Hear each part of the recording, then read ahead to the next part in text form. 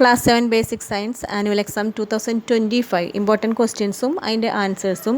നാലാമത്തെ question. The heartbeat rate of children in a class given below. Name of the student.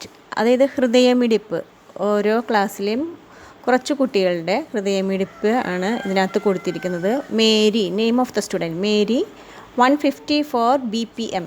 BPM എന്ന് പറഞ്ഞിട്ടുണ്ടെങ്കിൽ beat per minute എന്നാണ്, അതായത് ഹൃദയമിടിപ്പ് ഒരു മിനിറ്റിലുള്ളത്. Pulse rate 154. ഹൃദയമിടിപ്പും ഹാർട്ട് ബീറ്റ് റേറ്റും പൾസ് റേറ്റും ഏകദേശം സെയിം തന്നെയാണ്. ഇനി റാണി 101, പൾസ് റേറ്റും സെയിം. അജ്മൽ 120, പൾസ് റേറ്റ് 120 തന്നെ. സുരേഷ് 158, പൾസ് റേറ്റും 158. ഇനി heart rate after running and playing in the school ground is given below.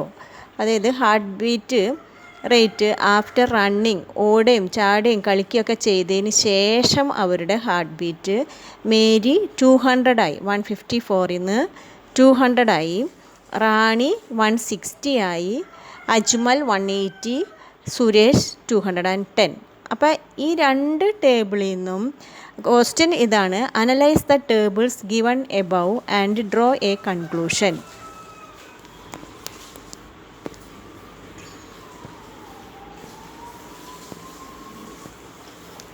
Answer ഇതാണ്: normally heart rate and pulse rate are the same അല്ലേ, നമ്മളിപ്പോൾ കണ്ടില്ലേ ആ ടേബിളിൽ. But when we engage in hard working, blood flow will increase and energy also will increase, energy efficiency. As a result the heart rate also increase.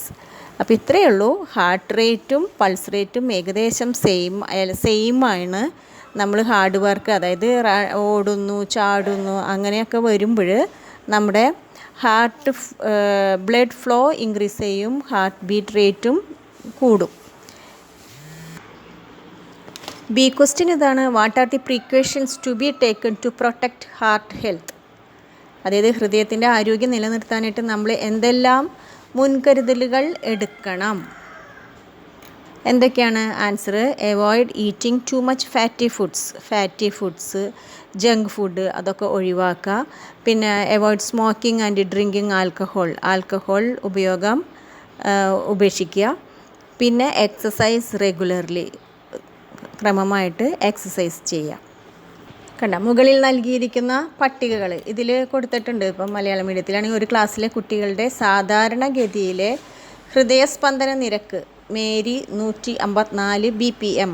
BPM വെച്ചാൽ beat per minute, ഹൃദയമിടിപ്പ് ഒരു മിനിറ്റിൽ. റാണി 101 BPM. Ajmal 120, Suresh 158. അപ്പോൾ ആ same തന്നെയാണ് അവരുടെ pulse നിരക്കും. ഹൃദയസ്പന്ദന നിരക്കും പൾസ് നിരക്കും സെയിമാണ്.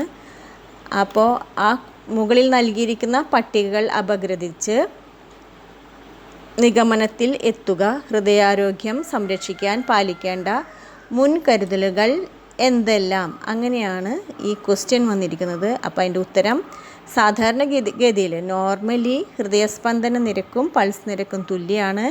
എന്നാൽ കഠിന പ്രവർത്തനങ്ങളിൽ ഏർപ്പെടുമ്പോൾ രക്തയോട്ടം വർദ്ധിക്കുന്നു, പിന്നെ ഹൃദയത്തിൻ്റെ പ്രവർത്തന നിരക്ക് കൂടുന്നു, തൽഫലമായി ഹൃദയസ്പന്ദന നിരക്കും കൂടുന്നു.